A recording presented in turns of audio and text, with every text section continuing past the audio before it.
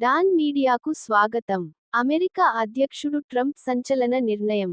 అమెరికాలో ఉద్యోగం చేయాలనుకునే వారి ఆశలపై ట్రంప్ నీళ్లు.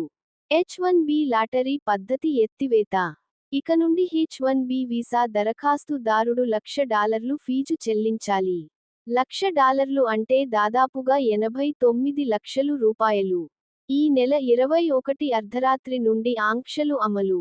ఇప్పటికే H-1B వీసా పై ఉన్నవారు అమెరికా వెలుపల ఉంటే సెప్టెంబర్ 21, 2025 అర్ధరాత్రి 12 గంటల కల్లా అమెరికాలోకి ప్రవేశించాలని సూచించిన ఐటీ దిగ్గజం మైక్రోసాఫ్ట్.